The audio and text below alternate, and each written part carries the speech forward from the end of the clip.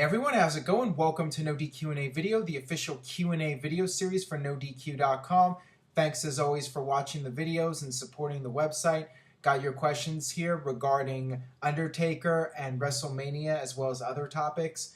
First one today comes from Larry Arrowwood. Since The Undertaker collapsed after his match at SummerSlam with Brock Lesnar, is The Undertaker officially done with wrestling? No, I am certain The Undertaker will be back for WrestleMania.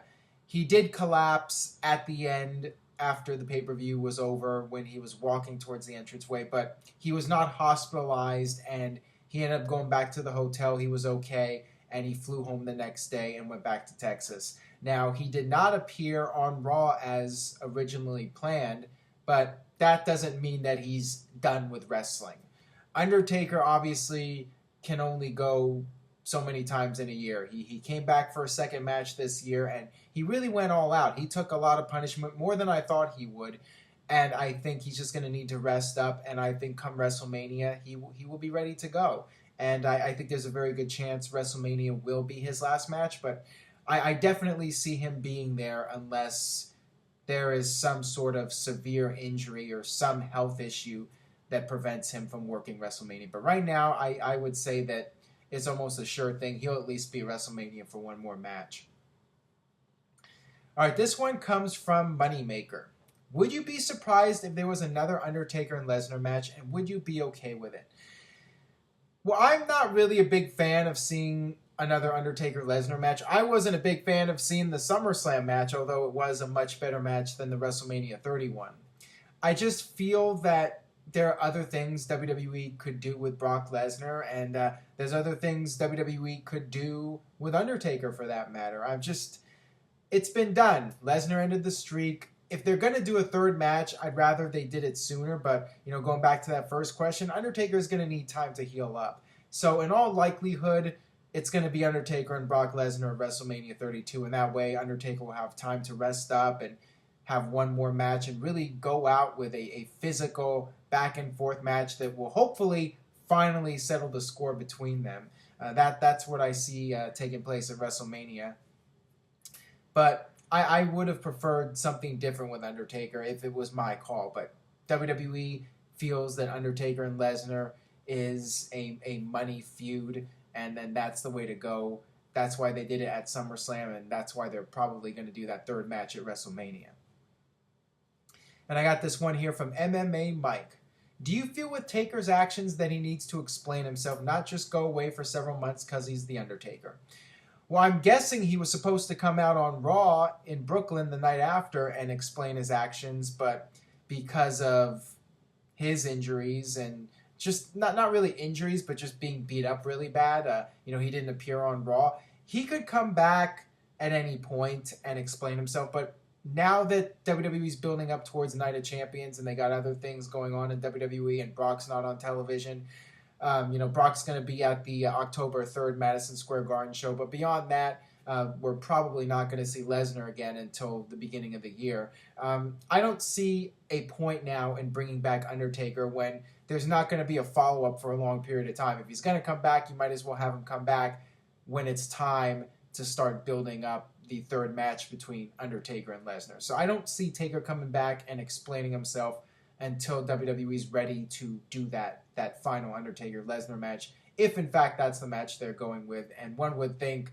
with that disputed finish at SummerSlam that's the clear direction, is Undertaker and Lesnar one more time to finally settle the score. And I got this one from Girodi Attitude. Vince will never allow Sting to win the WWE title. Sting will win but not get the title. You think that this is leading to a match with Undertaker at WrestleMania? Well, don't say that for sure, because anything can happen in World Wrestling Entertainment, as Vince himself has put it so many times over the years, and Sting winning the WWE title is that never say never scenario. Nobody ever thought that Sting would be in the WWE in the first place, and not only did he appear, but he was one of the main attractions at WrestleMania, and now he's going for the WWE title against Seth Rollins at the Night of Champions pay-per-view. I think there's a very good chance Sting will get the title, as I've mentioned in previous videos, And who knows what's going to happen? Who knows what WWE has planned? The fans want to see Sting versus Undertaker. I mean, that's pretty clear based off of the NoDQ.com polls. And, you know, the night after WrestleMania when Sting came out and said, "I'm not sure what's next," all the fans started chanting Undertaker. I mean, that is clear to me what the core fan base wants to see. They want to see Sting versus Undertaker. Who knows? Maybe Sting will win the WWE title and keep it for a while and face Undertaker at WrestleMania. I'm not betting on that to happen. I think it's more likely Sting wins and then loses it right back and then faces somebody else at WrestleMania. But that would be a hell of a match. Sting versus Undertaker for the WWE title at WrestleMania. I mean, I'd buy a ticket for that. But, you know, I don't know how much confidence WWE has in Sting to headline WrestleMania as WWE champion. That I don't know if Vince would allow for Sting to be in the main event at WrestleMania defending the WWE title. But Sting having a brief run as champion, definitely see that as a possibility. And as far as Sting goes, I got this question here from Seth at K20. Now with the third and final match between Brock Lesnar and Undertaker all but set for WrestleMania next year, do you see Sting versus Wyatt possibly at WrestleMania? That would be an interesting match, and that was one that was rumored for SummerSlam and never came to pass. You know, when you look at possible opponents for Sting in WWE, Bray Wyatt would be a logical choice. They both have similar dark, over-the-top gimmicks, and you know that match could very well work for WrestleMania. I think there would be a nice dynamic there between Sting and Bray Wyatt. You know, that would be a good one. You know, Wyatt's a top-level heel, but not like the top guy. So I think WWE would be fine with Sting going over Bray Wyatt. You know, I'm still wanting to see Sting and Undertaker. I mean, I know people out there are saying, who wants to see the two old guys, and it's not going to be a very good match. But I don't know, just as a fan of these guys growing up for all these years, and I think for most fans that grew up on these guys in the 90s. I mean, it is like one of the few big dream matches that WWE has never done. And I just think it would be good business, even if Vince doesn't really think it's the best for business approach. Just because you have so many fans over the years, and a lot of them have stopped watching wrestling. And you could possibly bring them back with a match of this magnitude, Sting versus Undertaker. That would still be my first choice, but I could very well see them doing Brock and Undertaker. In fact, that's what I'm expecting, as I mentioned. And Sting against somebody else. And Bray Wyatt might be your next best choice for a match. Or somebody like Seth Rollins. Well, not Seth Rollins, but, you know, somebody like that. You know, a top-level heel that could carry Sting to a memorable match at WrestleMania. But, yeah, Sting and Wyatt, I could definitely see as a possible match for WrestleMania. All right, this one comes from MRYUKK.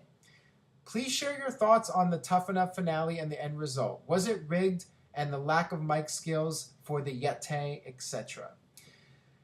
Well, I felt the whole Tough Enough season was a joke, and not really surprised that Josh won. I mean, as soon as I pulled my endorsement for ZZ, ironically enough, he did not win. Just throwing that out there, although I'm sure it had nothing to do with that. But I was never really a big fan of anybody on Tough Enough. Wasn't that surprised that Josh won. I actually predicted Tanner to win from the beginning. Sarah Lee was my pick for the females, so I got that one right.